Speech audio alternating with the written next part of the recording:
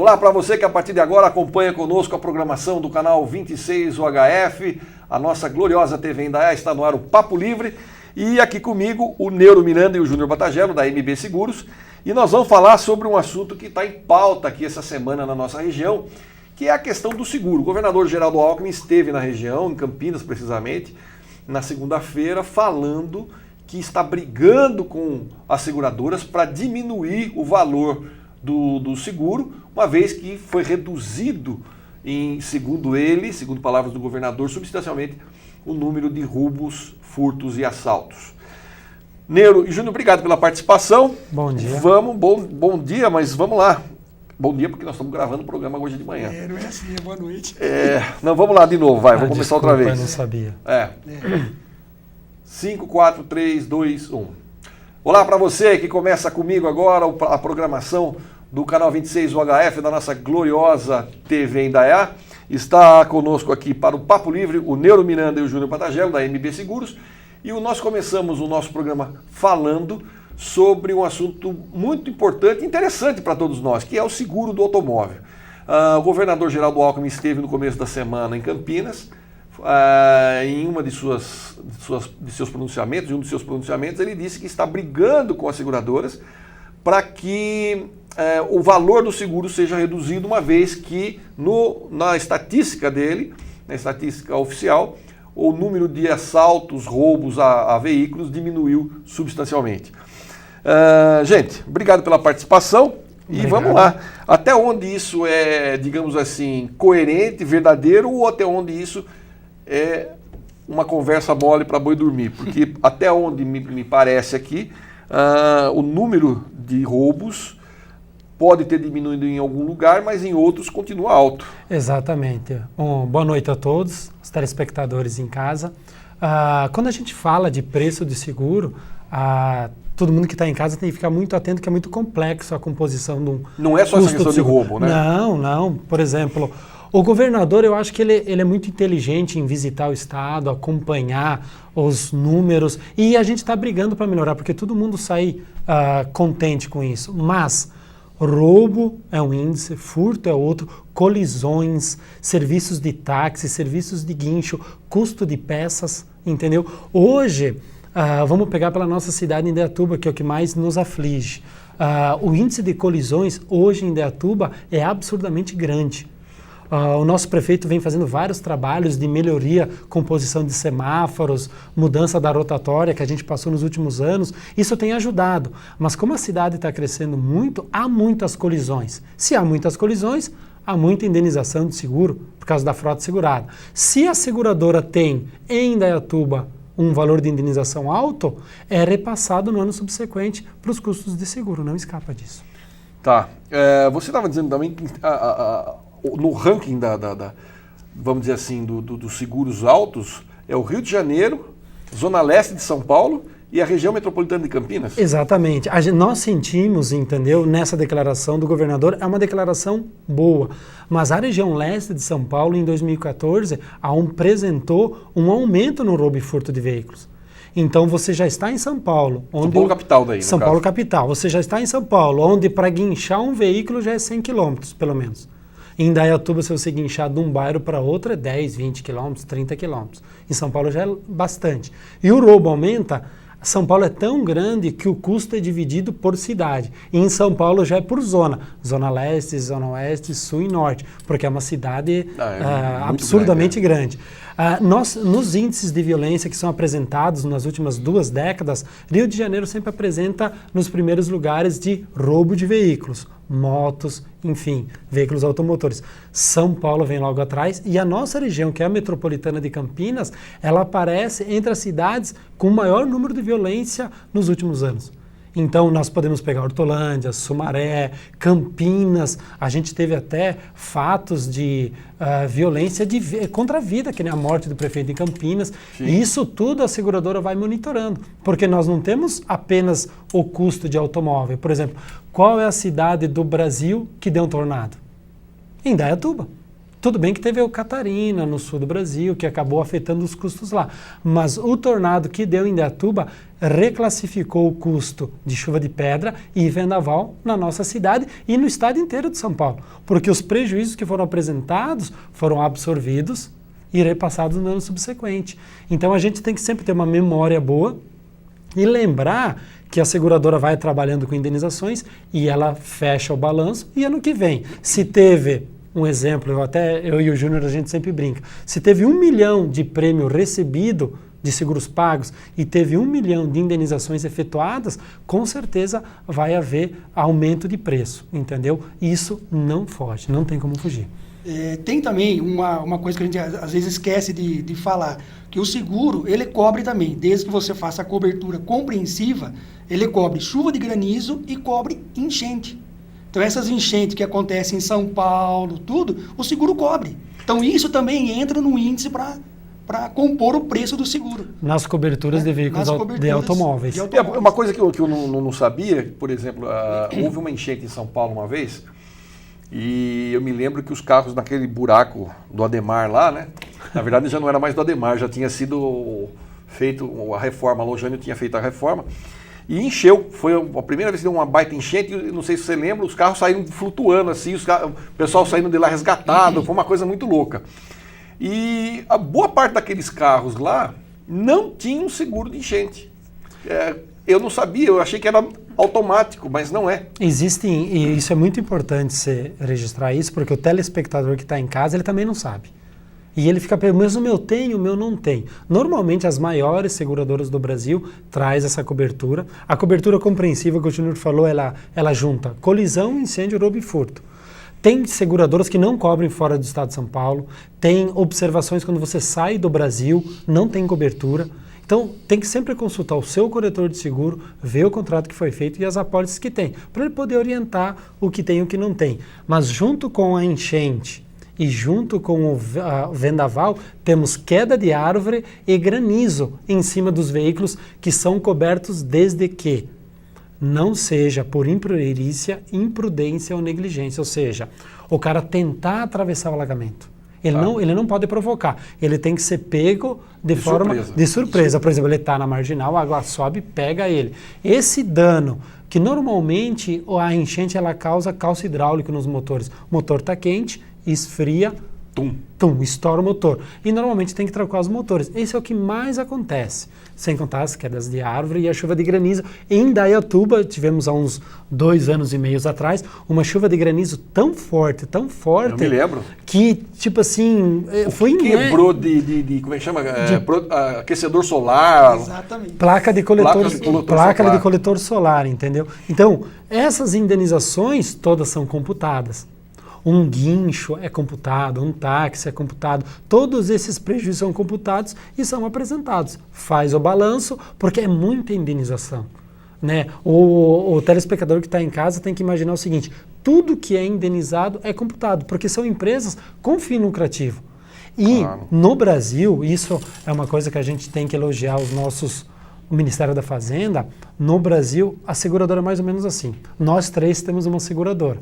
Se nós temos 1 bilhão de capital segurado, nós temos que ter 1 bilhão de capital de reserva.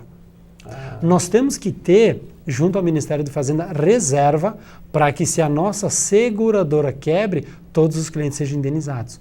Isso, o telespectador não sabe disso.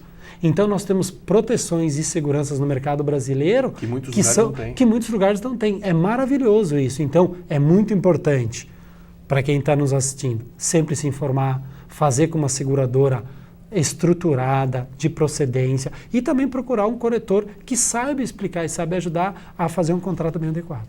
Porque às vezes também você vai naquela história, tem que renovar o seguro do carro. Não, faz comigo. Vai. E muitas vezes vai no preço também. Normalmente.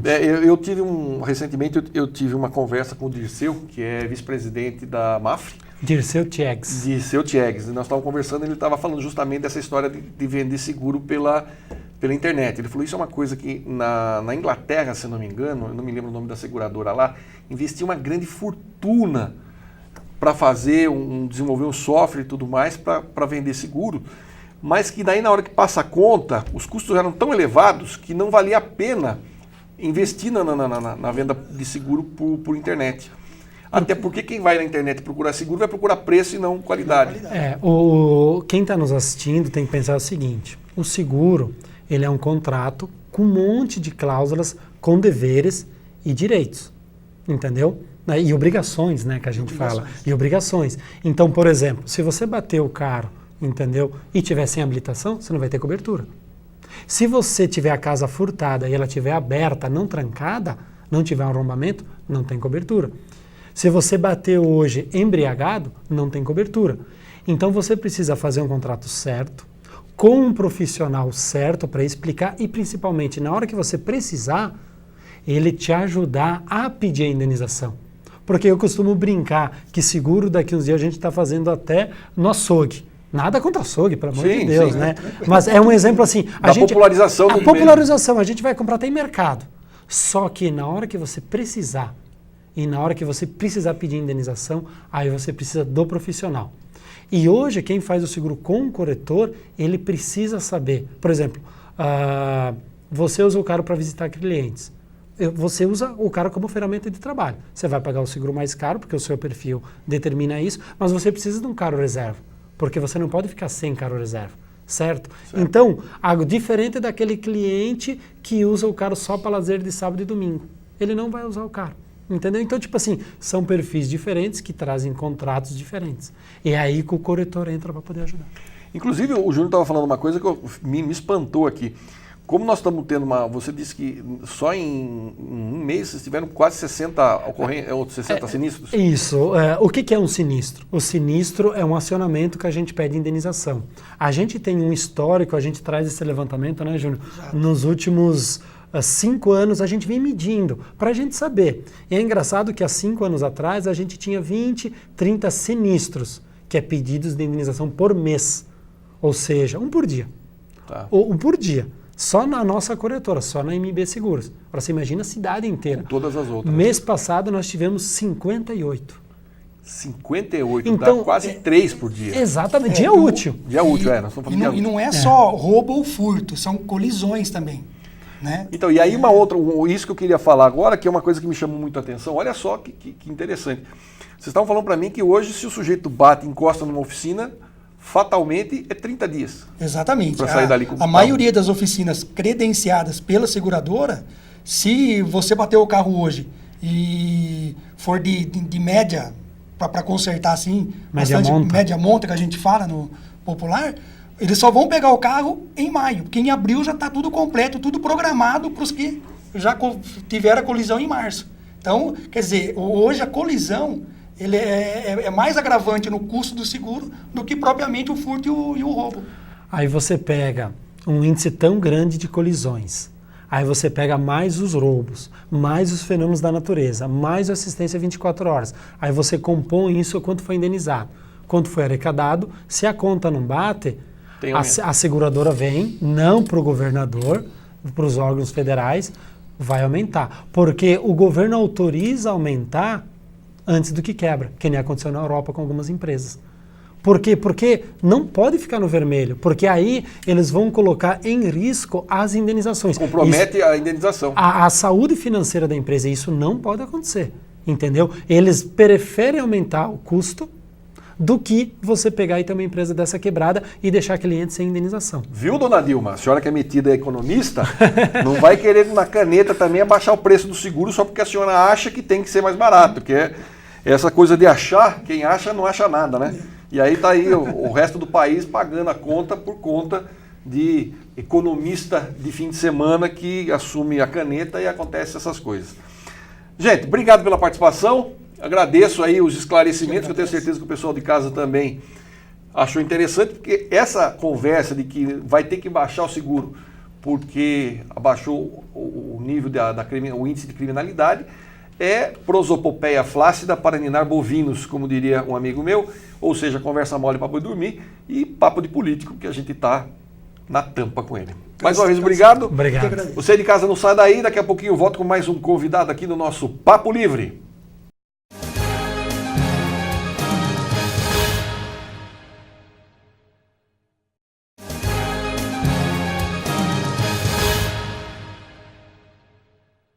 Estamos de volta com o nosso Papo Livre e neste segundo bloco está comigo aqui o vereador Maurício Baroni. Maurício, obrigado por estar aqui com a gente. Vamos conversar, vamos falar sobre os Correios, né? Que está uma lama no país inteiro e Indaiatuba não é diferente. É verdade. Prazer estar aqui com vocês. Prazer é nosso. Realmente nós estamos tendo na Câmara uma grande procura de usuários dos serviços dos Correios e isso aumentou muito a partir deste ano, né? A partir do ano de 2015, de janeiro para cá. A procura da população está muito grande com reclamações com relação ao serviço de entrega dos Correios.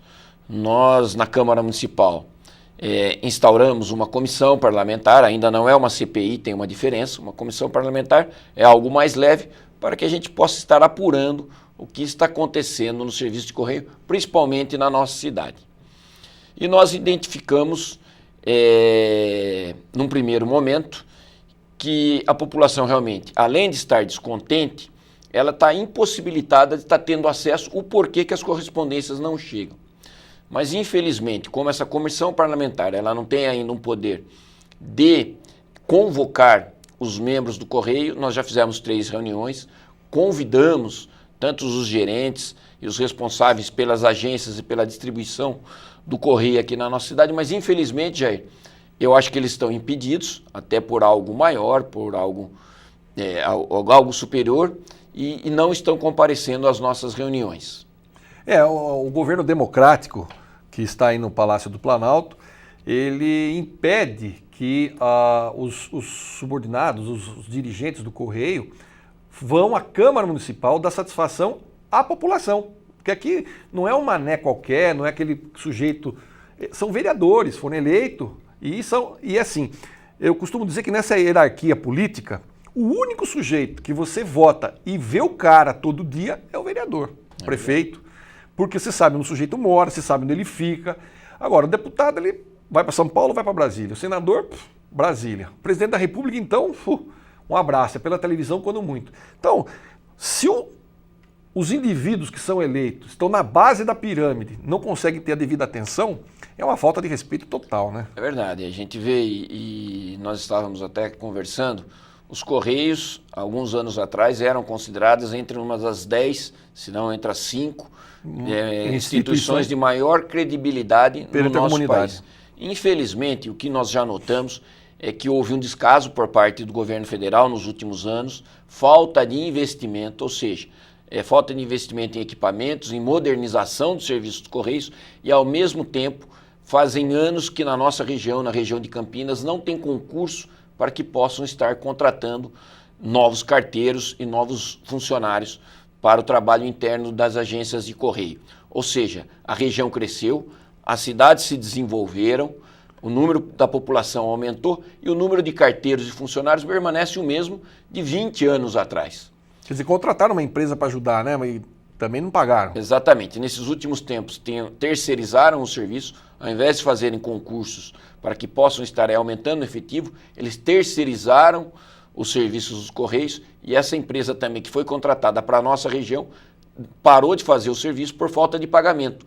Nós já tivemos contato com essa empresa e ela nos informou que, olha, nós cortamos porque o governo federal não pagou. Ou seja, então a gente vê que não é culpa, queremos deixar bem claro, dos carteiros que estão aí e dos funcionários que estão aí.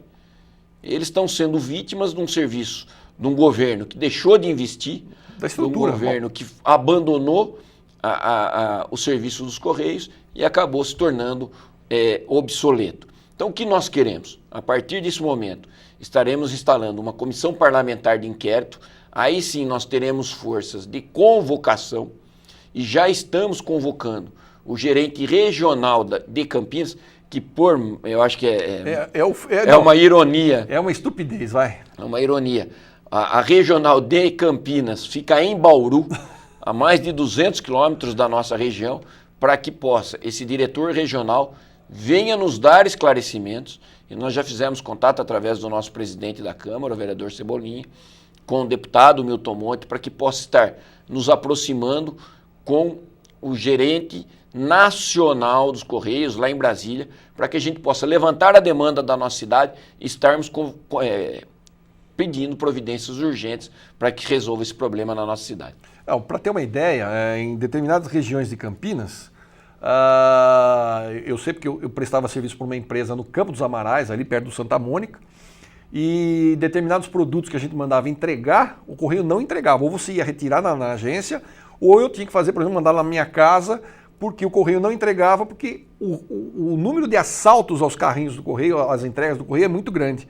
Quer dizer, virou carne de vaca assaltar carteiro na rua, né? E o que aconteceu também, Jair? Com essa terceirização, o governo perdeu o controle. Perde o controle. Ou seja, as próprias correspondências que chegavam para essa terceirizada entregar, às vezes eram furtados pelos próprios funcionários dessas empresas.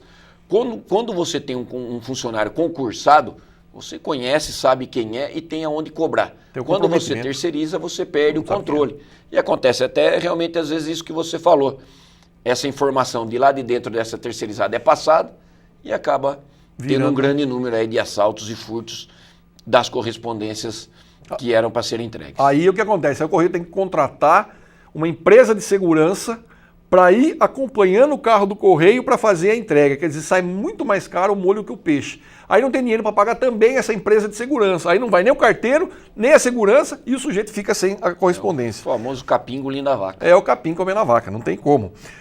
A Bruna chamou a atenção nossa aqui, que é a nossa editora de jornalismo, que a grande cobrança, na verdade, da população são essas pessoas mais idosas que não têm a facilidade, a familiaridade com o meio eletrônico para buscar uma segunda via de um boleto, uma segunda via de um carnê na internet e aí acaba passando o prazo de pagar, tem que pegar a fila e pagar multa. Foi isso que nós recebemos.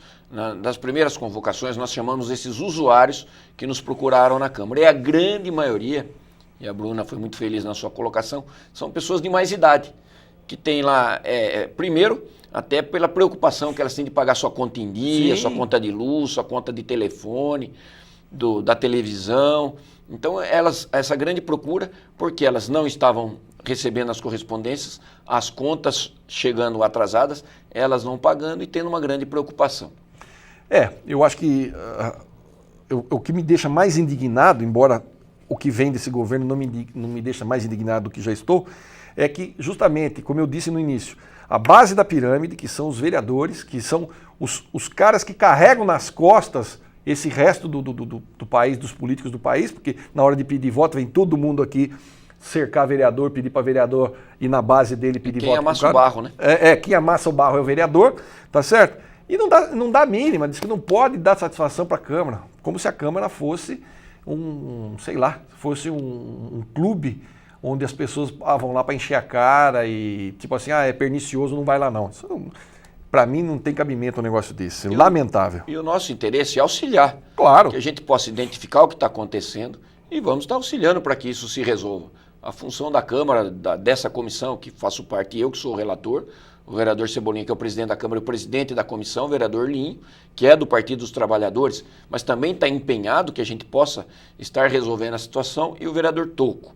Então são 4 vereadores que estão empenhados a estar auxiliando, identificando o que está acontecendo em Indaiatuba e levando a um órgão superior, levando lá em Brasília, para que a gente possa resolver esse problema na nossa cidade. Porque muitas vezes o próprio funcionário que está aqui, ele está num cargo de chefia e tudo mais, mas ele está engessado, ele não tem o que fazer, precisa vir de cima a bênção, a unção para o cara poder se mexer.